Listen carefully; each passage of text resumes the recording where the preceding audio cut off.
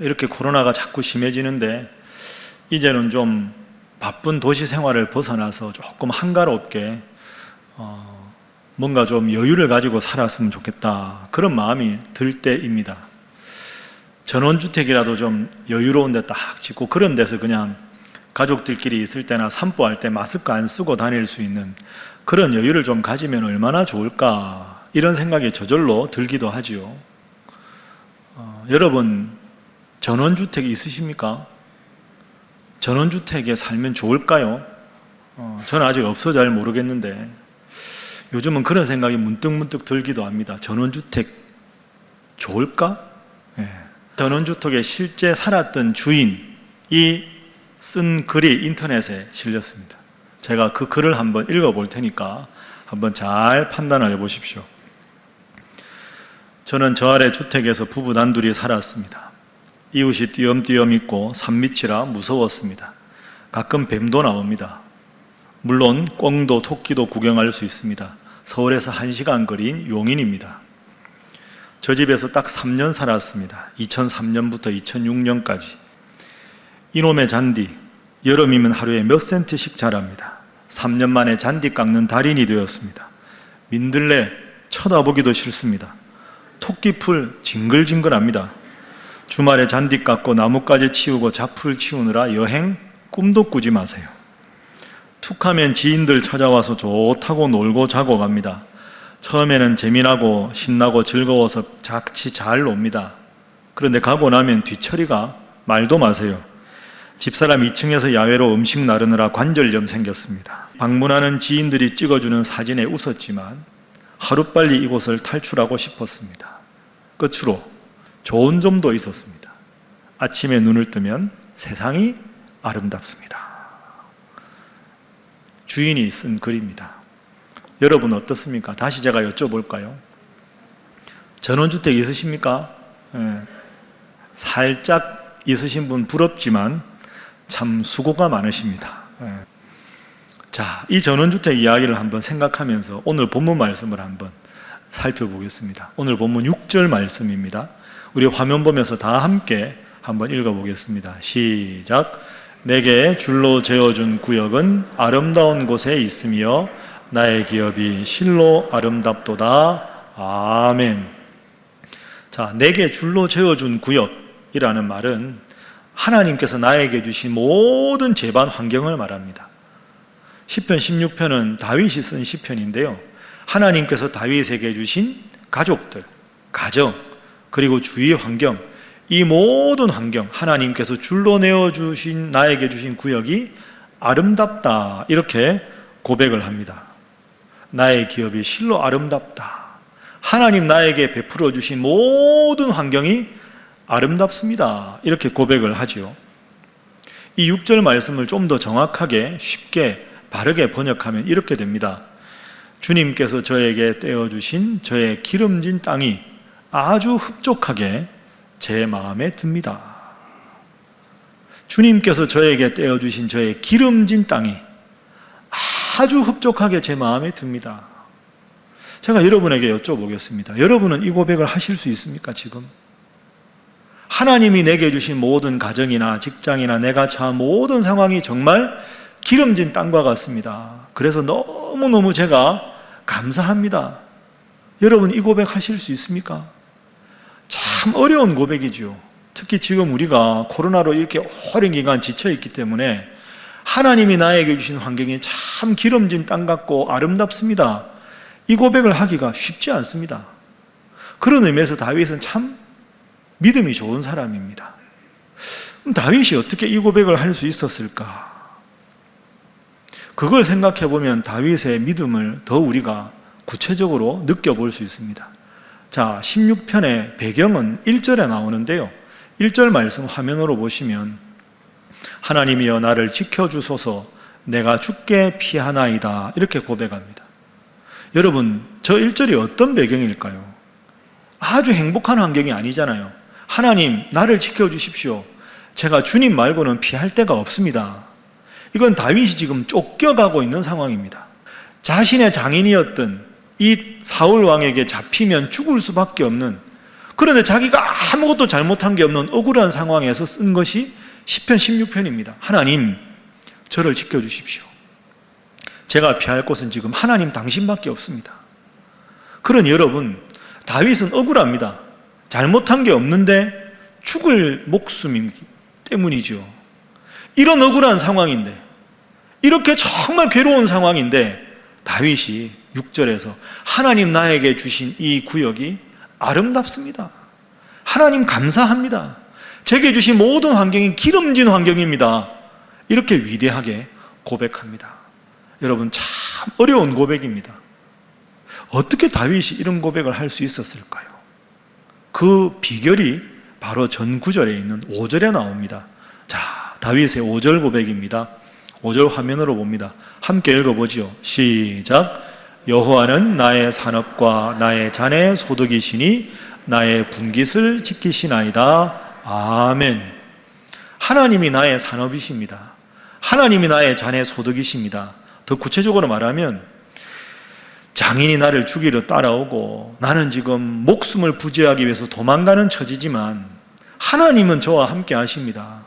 하나님이 제 편이시니 사람도 바뀔 수 있고 환경도 바뀔 수 있고 친구도 배반할 수 있지만 이 모든 우주의 주인이신 하나님이 나와 함께 하시니 하나님이 내 편이 되시니 저는 그것 때문에 그저 감사합니다. 저에게 주신 환경이 아무리 열악하고 힘들다 할지라도 하나님의 때에 하나님의 방법으로 내 모든 상황을 역전시켜 주실 것을 제가 믿습니다. 이것이 다윗의 고백입니다. 하나님이 함께 하시니. 그래서 시편 26편을 전체로 읽어보면 주어가 항상 여호와 하나님으로 나옵니다. 하나님은 나와 함께 있다. 여러분, 참 다윗은 이런 의미에서 믿음의 사람이었습니다. 자, 다윗이 쓴 시편 16편을 우리가 묵상하고 있는데요. 다윗의 가장 유명한 시편이 몇 편입니까? 23편이죠. 여호와는 나의 목자시니로 시작합니다. 한번 따라해 보시죠. 여호와는 나의 목자시니 내게 부족함이 없으리로다. 여러분 믿습니까? 하나님 여호와는 나의 목자시니 내게 부족함이 없습니다. 여러분, 이 시편 23편은 우리에게 이런 상상을 보여줍니다.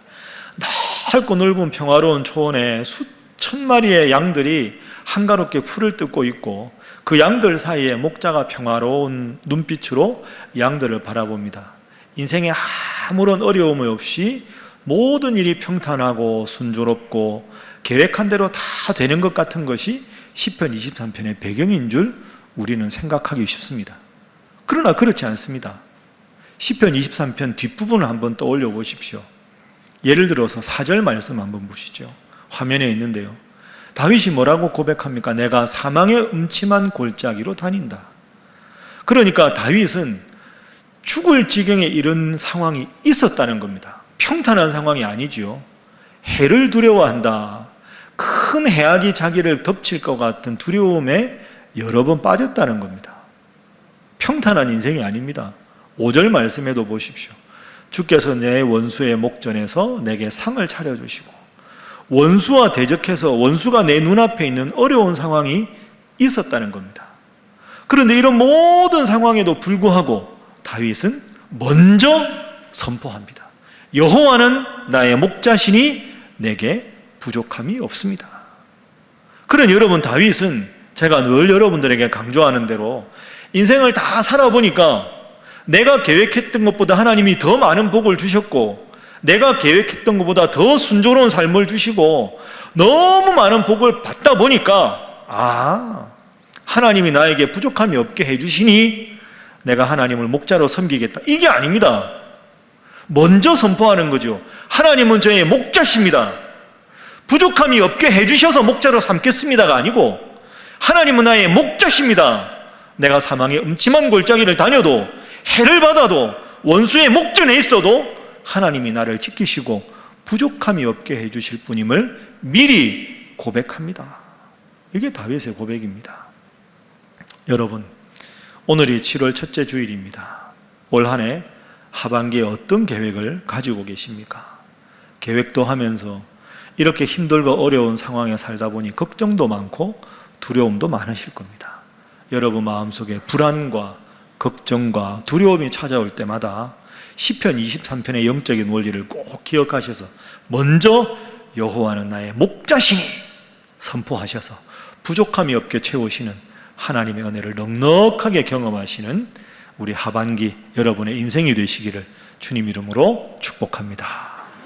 그런 의미에서 저를 따라하겠습니다. 여호와는 나의 목자시니 내게 부족함이 없으리로다. 여러분 믿습니까? 그래서 오늘 본문 말씀은 딱 주제가 두 가지입니다. 세상도 변하고 사람도 변하고 환경도 변할 수 있다. 그러나 내가 하나님 믿는 믿음이 있으면 하나님은 늘 변함없이 나와 함께 하시니 그것으로 즐거움을 삼아라. 이게 첫 번째 교훈이고요. 두 번째 교훈은 하나님이 나에게 주신 것, 나는 아직 집도 없고 나는 전원주택도 없고 애들 말도 안 듣고 이래저래 힘들어도 하나님이 내 목자가 되시니 하나님의 때 하나님의 방법으로 하나님이 이 모든 것을 아름답게 바꾸어 주실 것이다. 그 하나님 믿고 나아가면서 범사에 감사하라 하는 것이 오늘 본문의 교훈입니다. 따라 해보시죠. 범사에 감사하라. 여러분 이게 쉽습니까? 어렵습니까? 참 어렵습니다. 선포했지만 쉽지 않습니다. 그러면 우리가 오늘부터 올 하반기에 아직까지 힘들고 어렵지만 어떻게 하면 다윗처럼 범사에 감사하며 살아갈 수 있을까? 성경적인 삶의 지침 두 가지를 여러분에게 일러드리겠습니다. 꼭 남은 6개월 동안 이 두 가지를 기억하시죠. 감사하며 살아갈 수 있는 비결 두 가지. 첫 번째는요, 따라해 보겠습니다. 잃어버린 것보다 받은 것에 감사하자. 잃어버린 것보다 받은 것에 감사하는 게 필요합니다. 잃어버린 거 자꾸 생각하면 걱정하고 불평하게 되는데요, 하나님이 나에게 베풀어 주신 것을 생각해야 우리가 감사할 수 있습니다. 요즘에 코로나로 각 교구별로 가정마다 신방을 잘 못하지요. 특별한 상황이 있는 경우 제외하고는 전화로 각 교구 목사님들께서 구역별로 이제 일정표 따라 여러분들 가정에 전화도 하고 기도도 해드리고 그렇게 합니다. 그러면 이제 한 주간 단위로 주일날 6시에 우리 목회자들이 경건회를 할 때 신방 기록 카드를 저한테 제출합니다. 그럼 교구별로 이제 여러분 댁에 신방한 목사님들 기록, 기도 제목 보고 제가 제 책상 앞에 놓고 그걸 가지고 이제 제가 새벽마다 여러분들을 위해서 기도합니다. 지난 주간에 제가 기도 제목을 받았는데 참 가슴 아픈 기도 제목이 있었습니다. 제가 실명은 밝히지 않겠는데요, 그 어머니랑 아들이랑 두 식구입니다. 그런데 이 아들이 참 힘든 병에 걸려서 10년이 넘도록 지금 자리에서 일어나지를 못하고 있습니다. 매일 누워 있는 거죠. 아무런 반응도 보이지 못합니다. 그 엄마가 그 아들을 너무너무 사랑해서 매일 사랑한다고 쓰다듬고 그렇게 사랑을 하는데 10년 넘도록 아무런 반응이 없습니다.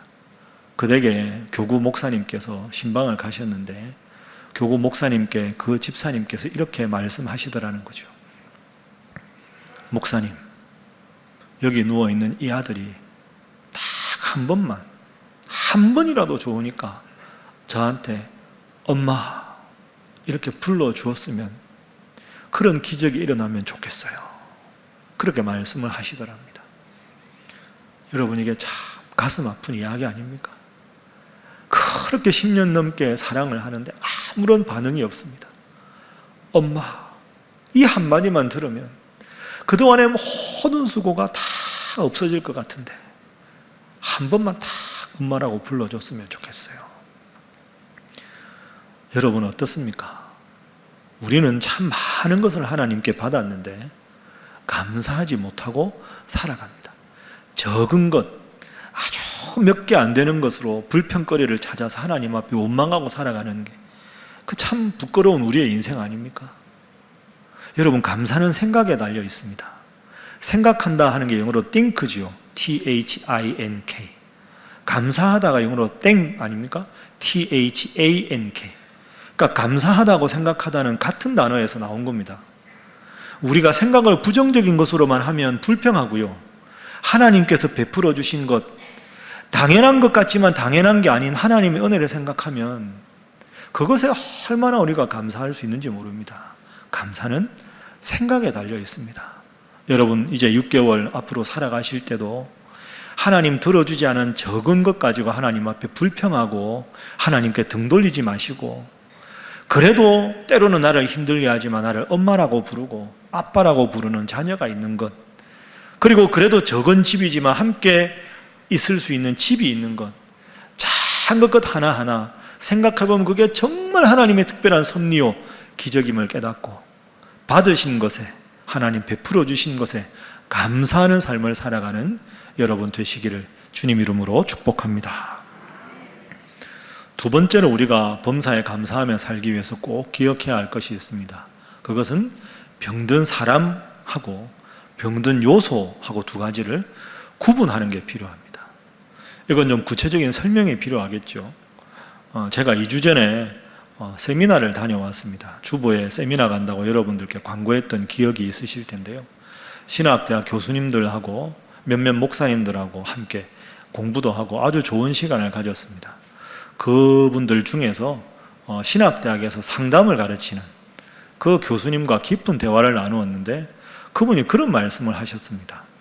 예를 들어서 여러분, 병원에 그 아주 오래된 환자들을 간병하는 간병인들, 요양원의 간병인들, 그러니까 정말 본인이 거동할 수 없는 분들을 위해서 도와주시는 분들, 그런 가족이나 그런 간병인들 참 힘드시죠.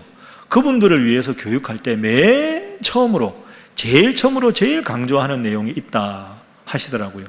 그걸 제가 한번 정리를 해봤는데요. 화면 보십시오. 아주 간단한 문장인데요.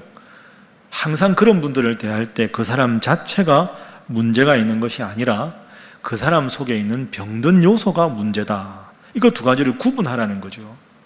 그 사람 자체가 문제가 있는 게 아니라 그 사람 속에 있는 병든 요소만 문제라는 겁니다. 그러니까 그 환자가 나를 힘들게 한다고 해서 그 환자 자체를, 그 사람 자체를 미워하지 않아야 합니다. 이게 첫 번째로 강조하는 내용이라는 겁니다. 여러분, 가만히 생각해 보면 정말 맞는 말씀이죠. 치매 환자 얼마나 가슴 아픕니까?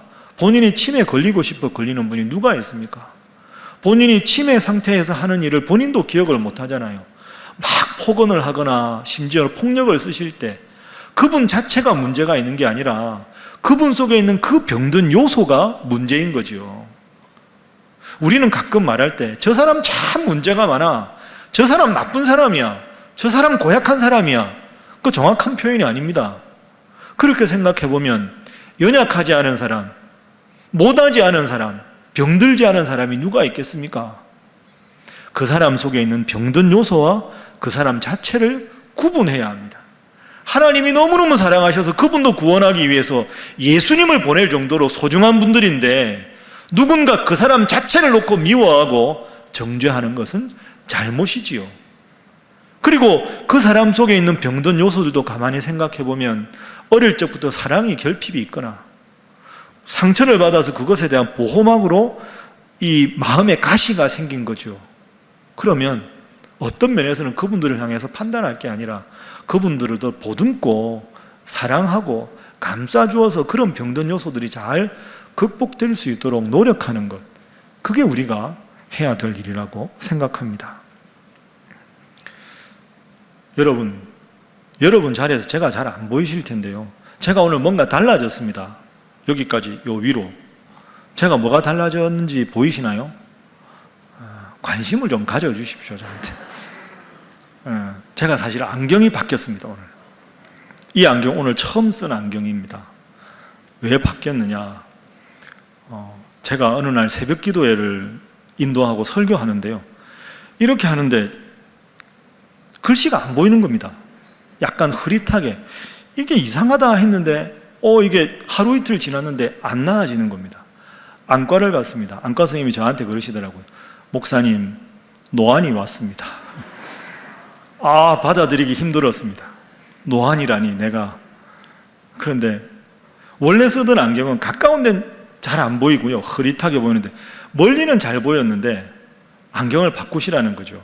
그래서 이게 다초점 렌즈 안경으로 바꿨습니다. 이 안경을 쓰면 가까운 건 아주 잘 보이고요. 먼 곳이 약간 흐릿합니다. 그래서 지금 약간 제가 좀 불편합니다. 멀리 계신 분이 조금 잘 안 보이거든요. 그래서 제가 이 안경을 맞추기 전에 안과 선생님께 그렇게 부탁드렸습니다. 선생님, 가까운 데도 잘 보이고 먼 데도 잘 보이는 걸로 좀 안경 할 수 있게 해주십시오.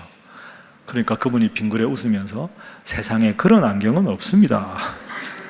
가까운 데가 잘 보이면 먼 데가 잘 안 보이고, 가까운 데가 잘 안 보이면 먼 데는 잘 보이고. 근데 여러분 가만히 생각하면 다 사람이 그렇지 않을까요?